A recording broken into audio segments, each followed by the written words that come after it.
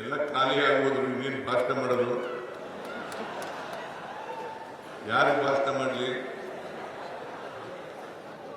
ಎಲ್ಲ ಹಿಂದಕ್ಕೆ ತಿರುಗಿ ನೋಡ್ರಯ್ಯ.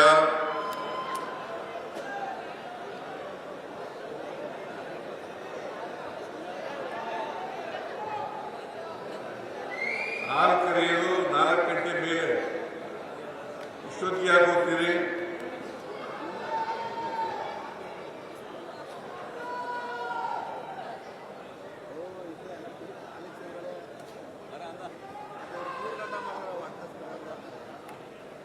ಆದ್ರಿಂದ ನಾನು ಹೆಚ್ಚು ಮಾತಾಡಕ್ಕಾಗಲ್ಲ. ನಿಲ್ಲಿಸ್ಬಿಡ್ಲೇನೆಯಾ ಜಿಡಿದಿರಲ್ಲ?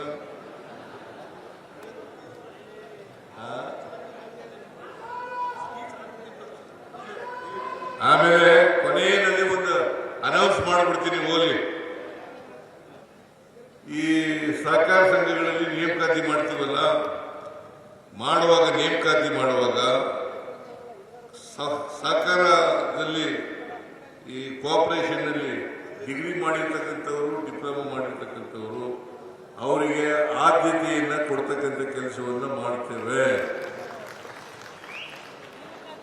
ಆಮೇಲೆ ಮಾಧ್ಯಮಿಕ ಮತ್ತು ಪ್ರೌಢ ಶಿಕ್ಷಣ ಪಠ್ಯಪುಸ್ತಕಗಳಲ್ಲಿ ಸಹಕಾರದ ಬಗ್ಗೆ ಒಂದು ಪಠ್ಯಕ್ರಮದಲ್ಲಿ ಸೇರಿಸ್ತಕ್ಕಂಥ ಕೆಲಸವನ್ನು ಮಾಡ್ತೇವೆ.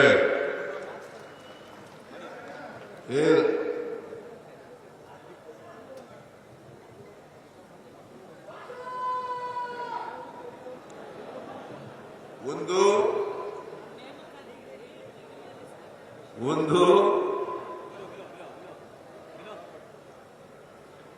ನೇಮಕಾತಿ ಮಾಡೋದು, ಡಿಪ್ಲೊಮಾ ಹೋಲ್ಡರ್ಸ್ಗೆ, ಪದವೀಧರರಿಗೆ ಆದ್ಯತೆ ಕೊಡೋದು. ಎರಡನೇದು ಪಠ್ಯ ಪುಸ್ತಕಗಳಲ್ಲಿ, ಪಠ್ಯಕ್ರಮಗಳಲ್ಲಿ ಇದನ್ನು ಸೇರಿಸೋದು. ಇದನ್ನ ಮಾಡಿಸ್ತಕ್ಕಂಥ ಕೆಲಸವನ್ನ ಮಾಡ್ತೇನೆ ಅಂತಕ್ಕಂಥ ಮಾತುಗಳನ್ನು ಈ ಸಂದರ್ಭದಲ್ಲಿ ಹೇಳಿ 72ನೇ ಸಪ್ತಾಹ, ಅಖಿಲ ಭಾರತ ಸಪ್ತಾಹ ಇದೆಯಲ್ಲ, ಇದು ಹೊಸ ಘೋಷಣೆ. ರಾಜಣ್ಣ ಸಾರ್ಥಕ ಆಗ್ತದೆ ಅಂತ ಹೇಳ್ತಾರೆ. ಹಿರಿಯ ಸಹಕಾರಿ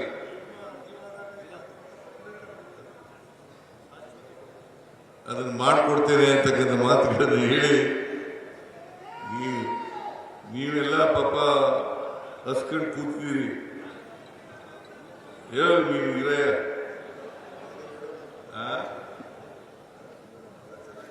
ಯಾವುದು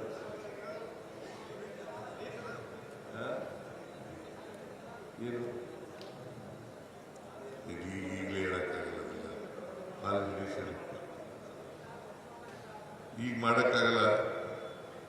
ಏನೇ ಇರಲಿ, ಈ ವರ್ಷದ ಸಹಕಾರ ಸಪ್ತಾಹ 72ನೇ ಅಖಿಲ ಭಾರತ ಸಹಕಾರ ಸಪ್ತಾಹವನ್ನು ಚಾಮರಾಜನಗರದಲ್ಲಿ ಸಮಾರೋಪ ನಡೆದಿದೆ. ನೀವೆಲ್ಲ ಹೆಚ್ಚಿನ ಸಂಖ್ಯೆಯಲ್ಲಿ ಬಂದಿದ್ದೀರಿ. ನೀವೆಲ್ಲರೂ ಕೂಡ ಹೆಚ್ಚು ಸಹಕಾರ ಸಂಘಗಳನ್ನು ಸ್ಥಾಪನೆ ಮಾಡಬೇಕು, ಸಹಕಾರಿಗಳಾಗಬೇಕು. ಜೊತೆಗೆ ನಾನು ಮಾಡೋದು ಇನ್ನೊಂದು ಏನು ಗೊತ್ತಾ, ಪರಿಶಿಷ್ಟ ಜಾತಿ, ಪರಿಶಿಷ್ಟ ಪಂಗಡದವರಿಗೆ ಫ್ರೀಯಾಗಿ ಸದಸ್ಯತ್ವ ಮಾಡ್ತಕ್ಕಂಥ ಕೆಲಸವನ್ನು ಏನಪ್ಪ ಕೇಳೋಣ. ನಾನು ಬಂದ್ಮೇಲೆ ಅದನ್ನು ಕೂಡ ಮಾಡಿದ್ದೀನಿ. ಉಚಿತವಾಗಿ ಸಹಕಾರಿಗಳಾಗಬೇಕು ಅಂತಕ್ಕಂಥದ್ದು ಮಾಡಿದ್ದೀನಿ. ಅದರಿಂದ ನೀವೆಲ್ಲ ಸಹಕಾರಿಗಳಾಗಬೇಕು, ಆರ್ಥಿಕ ಅಭಿವೃದ್ಧಿ ಮಾಡಬೇಕು, ರಾಜ್ಯದ ಈ ಕೆಲಸವನ್ನು ನೀವು ಮಾಡಲಿ ಅಂತೇಳಿ ಹಾರೈಸಿ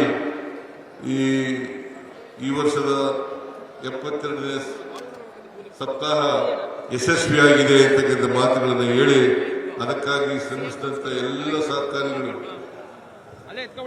ಜಿಟಿ ದೇವೇಗೌಡರು, ಇಲಾಖೆಯವರು, ರಾಜಣ್ಣವರು, ಇನ್ಯಾರು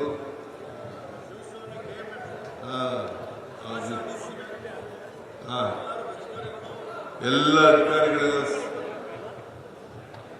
ಸಹಕರಿಸಿದ್ದಾರೆ. ಅವ್ರಿಗೆಲ್ರಿಗೂ ಧನ್ಯವಾದಗಳನ್ನು ಹೇಳಿ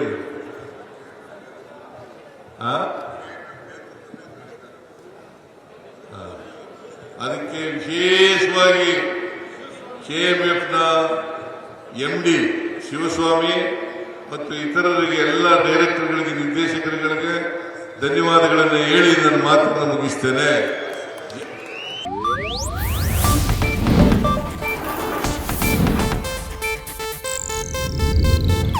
ಇದು ಏಷ್ಯಾನೆಟ್ ನ್ಯೂಸ್ ನೆಟ್ವರ್ಕ್ ಪ್ರಸ್ತುತಿ.